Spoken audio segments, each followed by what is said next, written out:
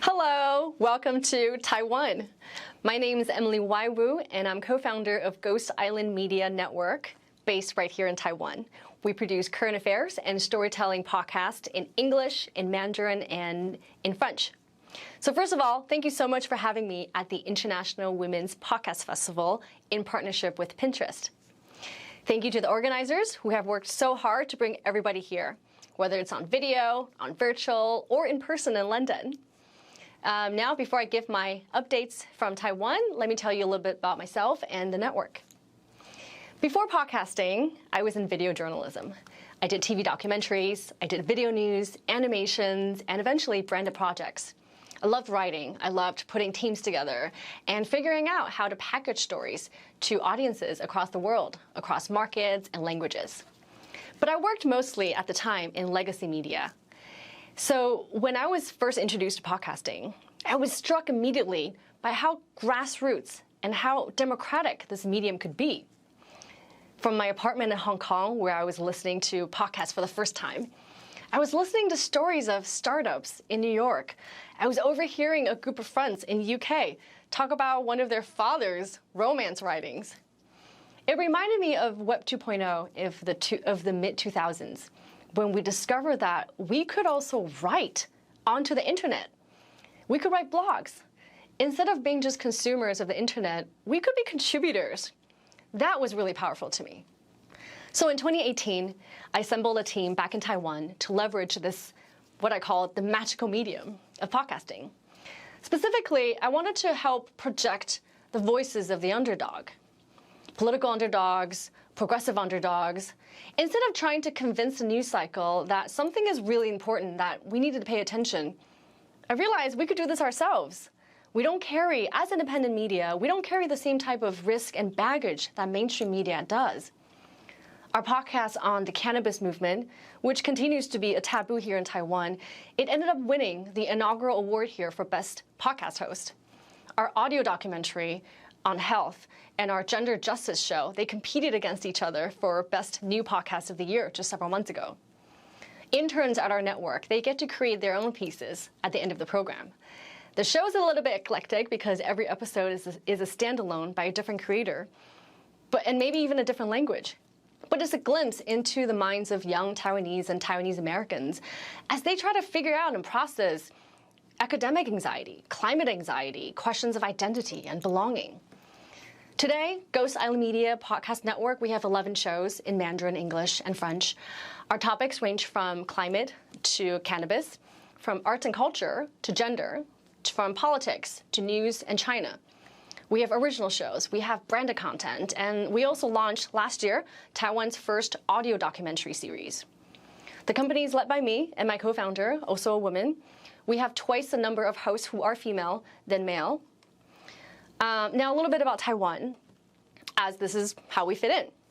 Taiwan is a country of 23 million people. It's really diverse here. We have more than 6 national languages, one of which is actually made up of 42 dialects from 16 tribes of indigenous peoples. And on top of that, a recent wave of new immigrants have brought with them more than 10 additional languages. It's a party here. But to keep it simple, the dominant language is Mandarin. Taiwan is a young but thriving democracy. Today, we have a female president. We are the first country in Asia to legalize same-sex marriage, and our female representation in national parliament is about 40%. That's highest in Asia. Now, how does all this relate to podcasting? Podcasts in Taiwan have grown tremendously since 2019.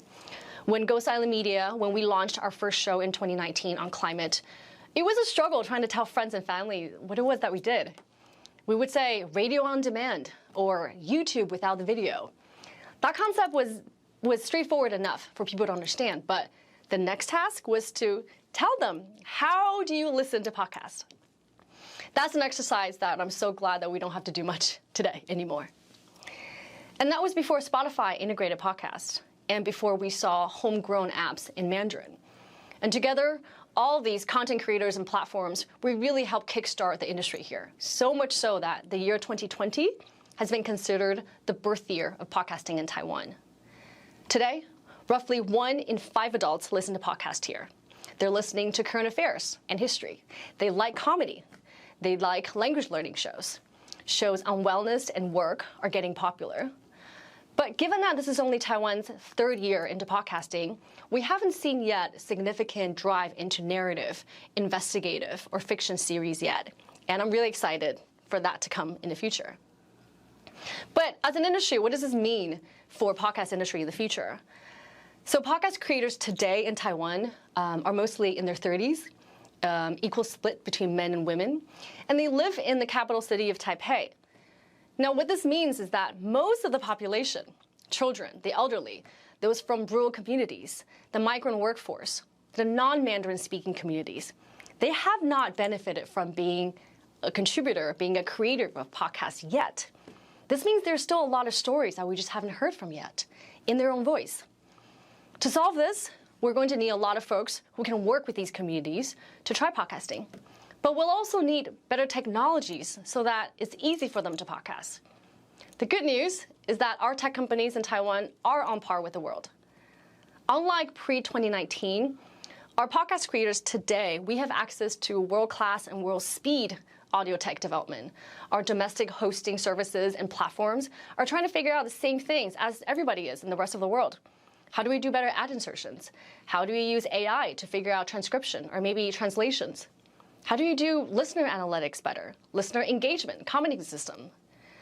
When I worked in animation before podcasting, I saw firsthand how 3D, motion capture, VR, how technologies gave us new ways of storytelling.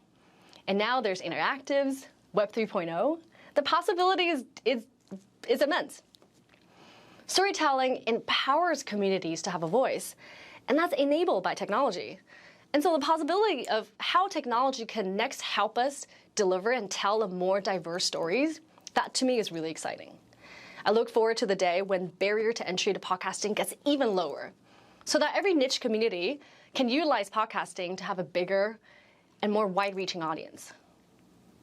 So at closing, I want to say thank you again for having me at the festival this year.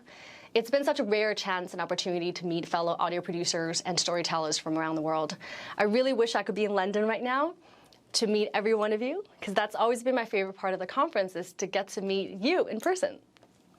So whether you are watching this from the event hall in London, or if you're streaming from home or offices around the world, please, please, please, please get in touch. I would love to hear from you. I am on LinkedIn, Twitter, Instagram, and Facebook. My name is Emily Waiwu, and I'm from Ghost Island Media, based in Taiwan. It's been a pleasure sharing my thoughts with you, and have a great rest of the conference.